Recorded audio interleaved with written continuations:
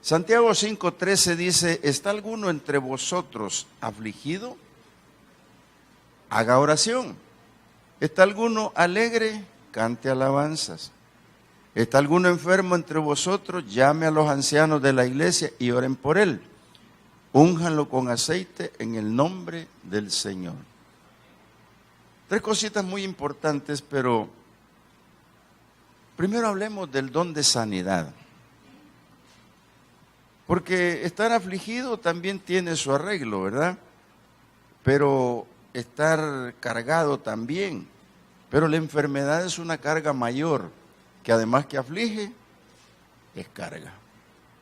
Entonces, hermanos, cuando hablamos de la enfermedad, nosotros nos estamos identificando como personas que somos débiles. Dios nos hizo a la perfección en un cuerpo muy lindo, hablando anatómicamente, ¿verdad? Interiormente, tanta glándula, tanta cosas lindas que aparecen ahí que los médicos cuando nos auscultan se maravillan. Y todo eso lo hizo perfecto. Nuestro problema se debió cuando apareció el pecado en el hombre. Cuando apareció el pecado, yo pienso, soy exagerado, pienso que Adán ni se rascaba, ni se ponía repelente para los animalitos. Y uno dice que feliz vivía Adán en el bosque y todo. Miren, yo una vez vi un bosquecito bonito y dije, voy a ir allí, voy a poner una hamaca. Y estábamos de paseo en ese lugar y fui, no estuve más de media hora. Como que los animales me llegaron a investigar. Se subieron hormigas por la hamaca, fueron a comprobar si yo estaba vivo, porque cuando lo pican las hormigas comprueban si usted está vivo. Si usted no dijo nada, ellas siguen. Y no pude estar media hora. Entonces cuando Adán estaba en el huerto, no lo picaba nada, hermano. Nosotros hoy en día nos pica un zancudo de estos que anuncian, ¿verdad? Y nos dejan en cama, imposibilitados. Una media fiebrecita horizontal. Su verticalidad se acabó con la picada de un zancudo. Entonces, ¿a qué se deberá? Uno se pregunta esto, ¿qué será? Entonces, algunos predicadores hablan de que hay enfermedades por el pecado, otros predicamos que no, y que otros predicamos que ambas cosas son válidas. Yo me quedo con la última. Hay enfermedades de pecado y hay enfermedades porque los cuerpos son débiles. Y cuando es de pecado lo podemos ver en la Biblia, cuando el Señor le dice a uno de los sanados, vete y no peques más. Vete y que no te pase algo peor. Entonces quiere decir de que había un problema. Ahora, ¿dónde nosotros tenemos esta advertencia? Cuando sacó Dios allá de Egipto al pueblo, por el camino le dijo, yo soy Jehová tu sanador, pero antes le ha dicho, trata de cumplir con mis mandamientos y yo no te mandaré. Y eso es bien importante razonarlo, yo no te enviaré ninguna de las enfermedades que envía a Egipto. Cuando yo leo eso y digo yo, ¿cómo se lo explico a mis hermanos o cómo me lo explico yo? Cuando en mi casa están enfermos todos. Y comienzo a ver esta cosa de otra manera. Uno siempre trata de salvarse. No es por pecado, es porque estamos débiles, es por esto y por eso. Pero a veces puede ocurrir. Pero Dios, fíjense que había puesto, cuando usted lee Deuteronomio allá por el capítulo 28, no lo vamos a leer ahora, 28 y el que sigue, habla de bendición y maldición. Y cuando está hablando de bendición y maldición, tenemos que estar atentos. Porque en una de las partes dice, y estas maldiciones te alcanzarán. Oye, hermano, cuando dice que estas maldiciones lo van a alcanzar, pues ahí está inmerso lo de la enfermedad. Entonces hay que revisar, hermanos, para no caer en la bendición, en la maldición, porque Dios mismo dice también que Él da una bendición. Y cuando da la bendición, entonces nos damos cuenta que comenzamos a ser obedientes.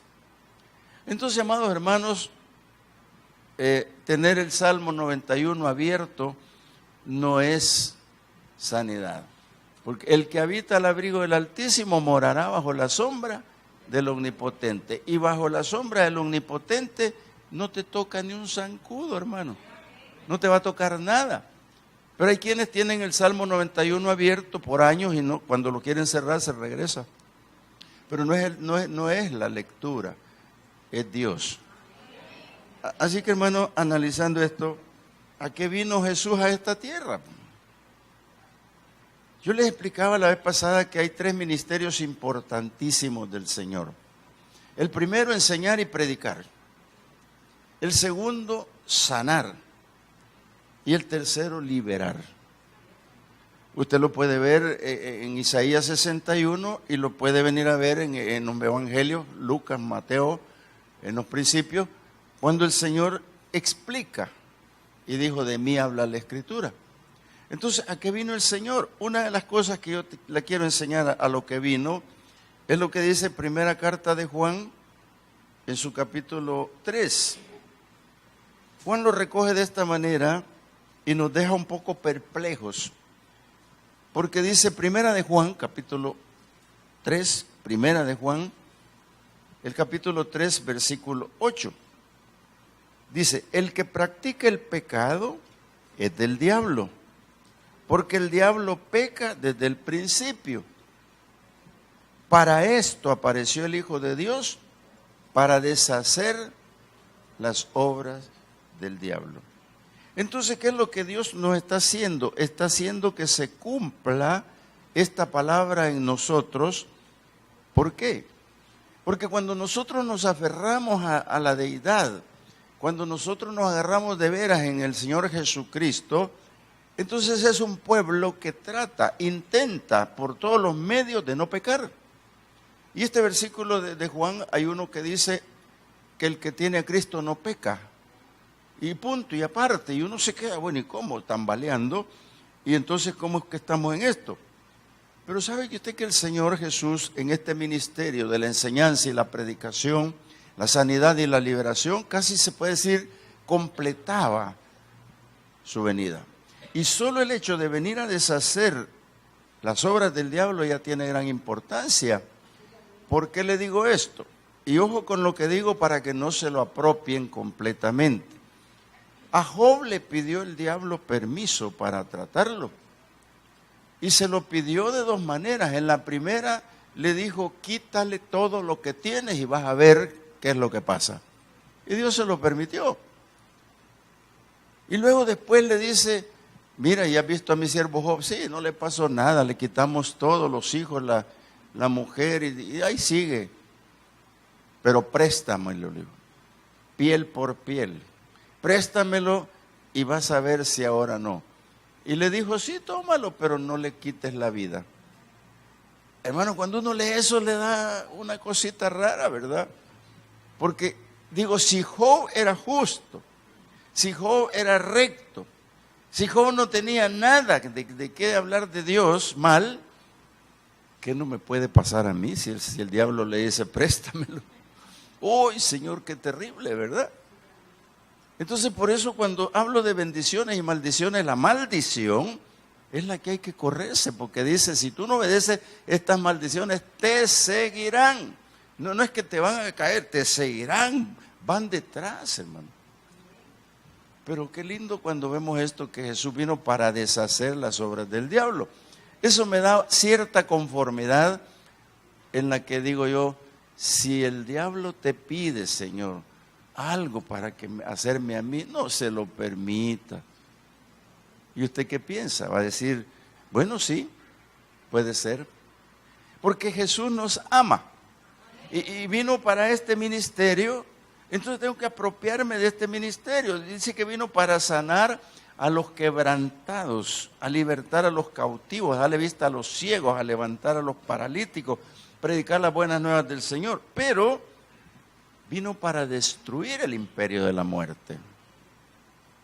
Porque esto, como que me paso a otro tema, pero fíjese bien. Hay personas que están enfermas, y yo las he visitado, y tienen una resignación como diciendo, yo si de esta enfermedad me muero, pero yo no abandono la fe. Mire qué interesante se vuelve esto, porque cuando la persona acepta lo que le está pasando, cuando ve que pasa cierto tiempo y no hay sanidad, no deja de creer en el Señor. Y esta noche, amado hermano, hermana, usted no tiene que dejar de creer en el Señor en todo lo que pueda pasar en esta vida. Si le han dicho que la enfermedad es incurable, dígale para los hombres, para Dios no. Si le han dicho que le van a quitar la casa, dígale, eso es el banco, pero para Dios no. Y usted póngase negativo en eso que puede ser positivo. ¿Por qué? Porque el Señor está con usted y para usted. Él vino para eso. Y cuando se trata de la muerte, dice la palabra que Él vino para deshacer, para quitar el imperio, las llaves a la muerte. Cuando Adán y Eva entregaron las llaves, entregaron su vida y su vida espiritual. Esta persona que está enferma y dice, yo no abandono la fe, y no importa si el Señor me lleva, pero yo no abandono la fe, yo lo felicito. Y me ocurrió en alguna oportunidad con una persona que a los días murió, porque yo le fui a ministrar y me dijo, yo le dije, mire, ¿qué quiere? Que ore por usted, que me muera, me dijo. Y yo le dije tan resignadamente, sí, me dijo, me voy con el Señor antes que peque. No sé qué me quiso decir, pero 2 días después murió. No me anden llamando a orar. Pero Cristo vino, hermano, para quitar el imperio de la muerte. Quiero leerle lo que dice Hebreos capítulo 2, 14, 15. Dice así, así que, por cuanto los hijos participaron de carne y sangre, Él también participó de lo mismo, para destruir por medio de la muerte al que tenía el imperio de la muerte, esto es al diablo, y librar a todos los que por el temor de la muerte estaban durante toda la vida sujetos a servidumbre. Hermano, esto tiene que ver mucho. ¿Por qué? Porque si aquel hombre de aquel tiempo entregó este cuerpo bello, hecho a la perfección para que no sufriera estas enfermedades, eso sigue. Y agreguémosle las maldiciones por la desobediencia.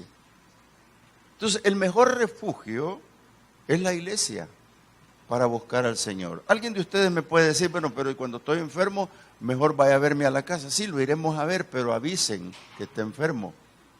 Pero usted viene aquí con dolencia, viene cargado, viene con problemas serios que le desequilibran. Aquí vamos a orar por usted. Aquí estamos para orar los unos por los otros.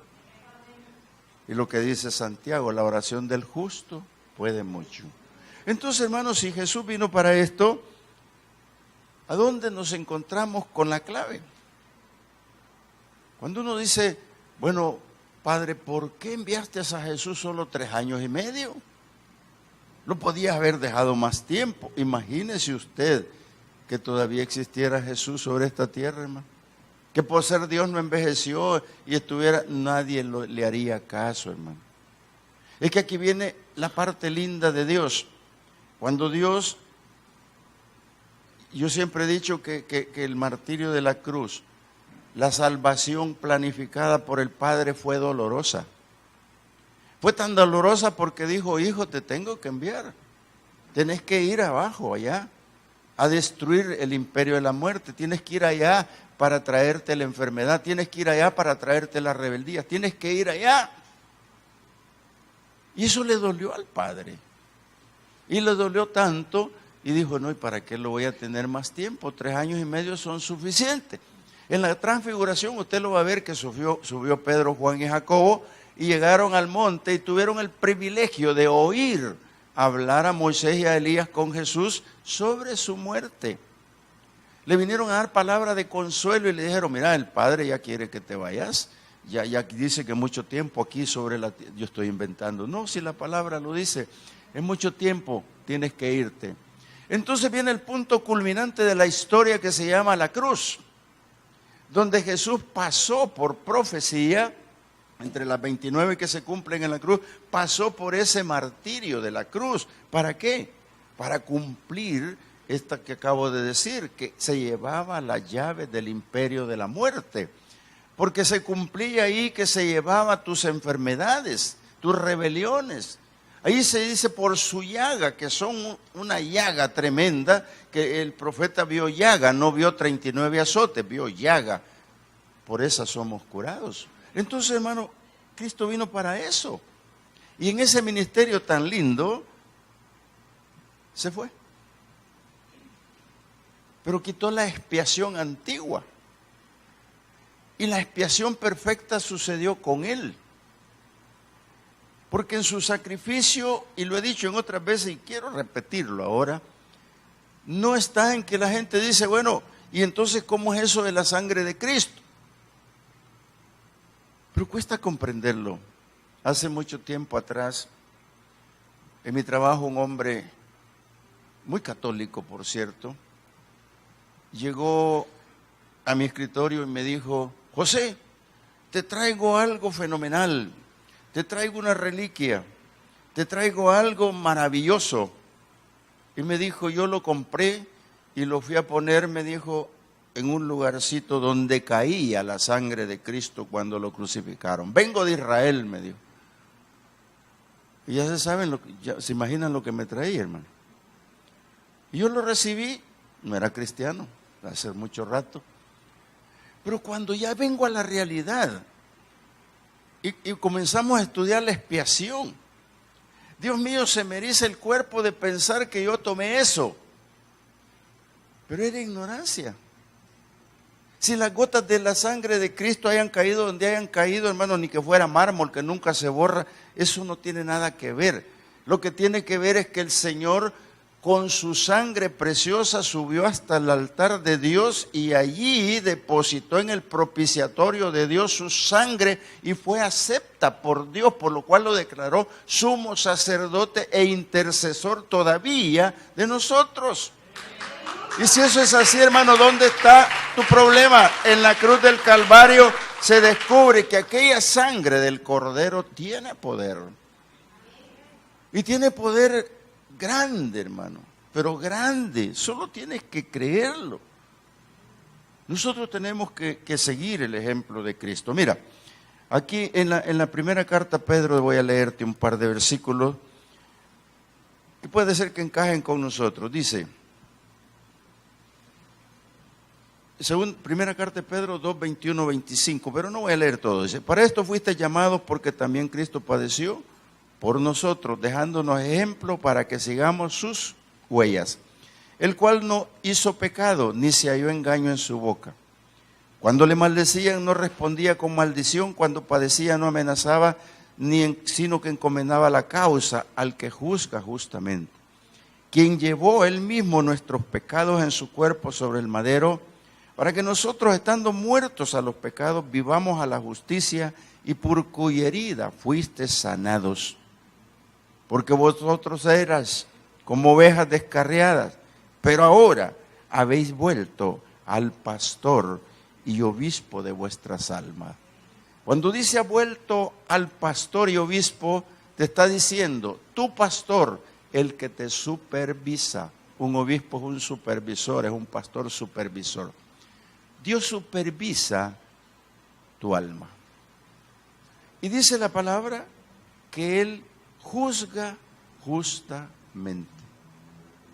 Que hermano, vamos a ocupar unos minutos. Yo quiero que comience a orar ahí donde está. Y esta palabra que hemos hablado no lo es todo, es solo un poquitito de lo que Dios puede hacer en tu vida. Padre bueno, en esta hora, Señor, venimos buscando tu presencia, a poner a tus pies nuestras cargas, a poner a tus pies, Señor, nuestra debilidad. Y por qué no decir el pecado. Señor, lo que leímos en lo que dice el apóstol Santiago tiene validez. ¿Alguno entre vosotros tiene aflicción? Haga oración. Si alguno está, así cante. Pero si está enfermo, véngase al altar. Si esa aflicción lo tiene mal, véngase al altar. Sin temor, sin duda, véngase al altar. Aquí vamos a orar los unos por los otros. Padre, tú eres bueno. Tú eres, Señor, poder. Dios. No importa cuál sea la enfermedad que te humilla.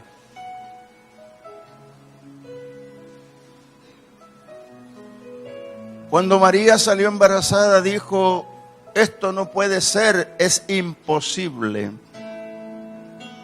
Pero el ángel le dijo, ¿habrá algo imposible para Dios? No hay nada. No hay nada, hay enfermedades que comienzan chiquititas y se hacen grandes. Hay problemas que parecen que no existen, pero se hacen grandes. No tengas temor, hermano. Yo soy un hombre, pero Dios está aquí en el altar. Y el Señor nos va a permitir en esta noche un milagro. Pero ese milagro es para ti que lo buscas. Para ti que no estás poniendo ningún impedimento, para ti que has resuelto venir a poner tu carga sobre este altar. Padre, gracias.